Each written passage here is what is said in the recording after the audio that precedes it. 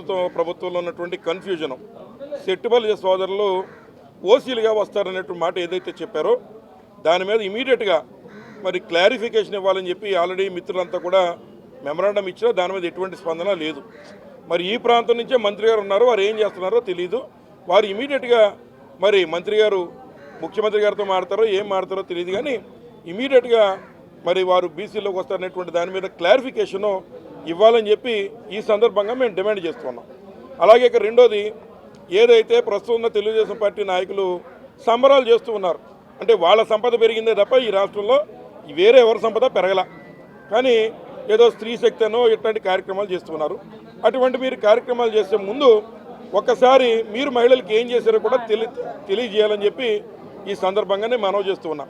అలాగే పవన్ కళ్యాణ్ గారు మరి ఏదైతే ఏదో పెచ్చులు ఆయనే ఓడగొట్టి మరి చంద్రబాబు నాయుడు గారు ఇచ్చిన స్క్రిప్ట్ అక్కడ చదువుతున్నారు, అవి మీరు చూశారు, సంతోషం. అట్లాగే మీరు ఉద్దానం చూడండి, జగన్మోహన్ రెడ్డి గారు కట్టిన ఉద్దానం పవన్ కళ్యాణ్ గారు చూడాలని, అలాగే జగన్మోహన్ రెడ్డి గారు కట్టినటువంటి మెడికల్ కాలేజీలు చూడాలని, జగన్మోహన్ రెడ్డి గారు కట్టినటువంటి పోర్ట్లు హార్బర్లు చూసి పవన్ కళ్యాణ్ గారు ఫోటోలు తీయించుకుంటే బాగుంటుందని చెప్పి కూడా మేము ఈ సందర్భంగా ఆయన మనవి చేస్తున్నాం.